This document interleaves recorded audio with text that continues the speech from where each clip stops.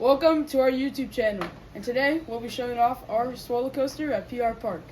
We have Monty Davis, Sawyer Bradshaw, Pablo Stanley, and Ryder Pitt. Make sure you smash that like button and subscribe down below.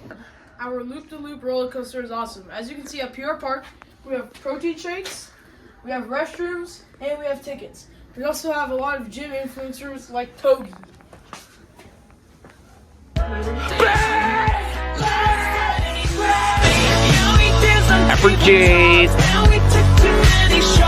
See you guys in Cabo.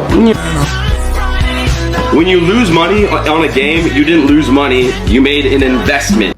We want to make this roller coaster automatically run, so it's on a motor in the top bearings up there, and because it has the most gravitational potential energy when it goes. Once the bearings is released in the spiral, that's when the magic starts to happen.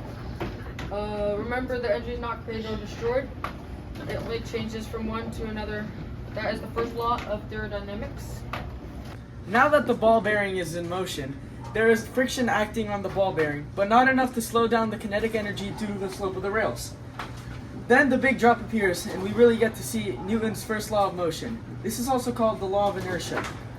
Inertia is basically the idea that things like to keep doing what they're already doing. So if something is at rest, it wants to stay at rest. But if something is moving, then it wants to keep on moving.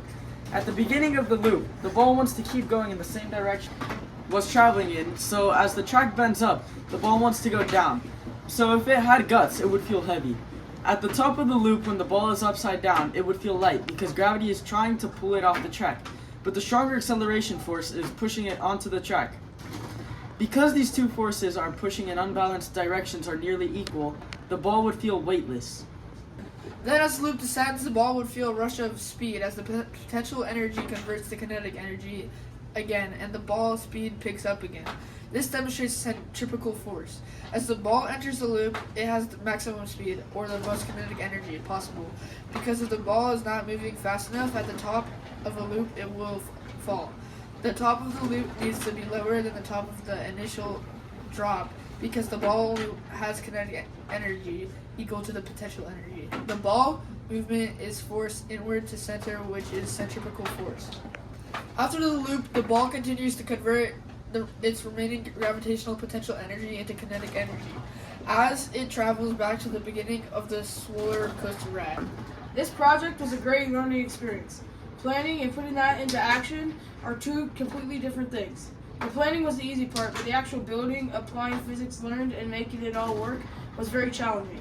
However, we learned a lot in this process, so we wouldn't change up how it all came together. Thanks for watching, and make sure to subscribe to our channel. Wait, what's that? Shut up, Ryder!